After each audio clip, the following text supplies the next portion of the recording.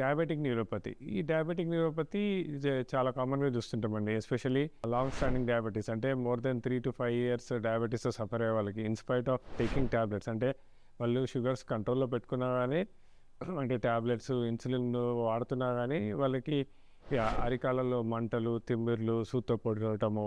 So, దాంతోటి ఏమైతుందంటే వాళ్ళకి నిద్ర డిస్టర్బ్ అయితుంది. వాళ్ళ నడక మారుతుంది.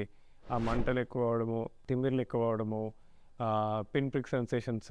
దీంతోటి ఏంటంటే ఈవెన్ నైట్ టైమ్ బెడ్‌షీట్ కప్పుకున్నా గానీ చాలా పెయిన్ అనిపిస్తుంటది.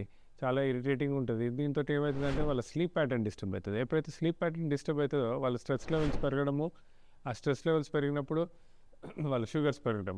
ఎవరైనా ఫస్ట్ షుగర్స్ కంట్రోల్ చేసుకోండి, ఎక్సర్సైజ్ చేసుకోండి, ఫిజియోథెరపీ చేసుకోండి, షుగర్‌కి సంబంధించిన టాబ్లెట్స్ డోస్ పెంచడము, కొన్ని యాంటీ న్యూరోపతిక్ టాబ్లెట్స్ పెట్టడము. ఇలా క్రానిక్‌గా సఫర్ అయితా ఉంటారు. అలా క్రానిక్‌గా సఫర్ అయితున్న వాళ్ళకి మా పెయిన్ మేనేజ్మెంట్ సెంటర్‌లో జస్ట్ ఇంజెక్షన్ పద్ధతి ద్వారా అంటే జస్ట్ ఒక హాఫ్ అన్ అవర్ ప్రొసీజర్ తోటి ఇలా ఈ సూత్తో పొడుస్తున్నట్టు అంటే తిమ్మిర్లు, మంటలు, పిన్ ప్రిక్ సెన్సేషన్స్ ఇవన్నీ తగ్గించడము.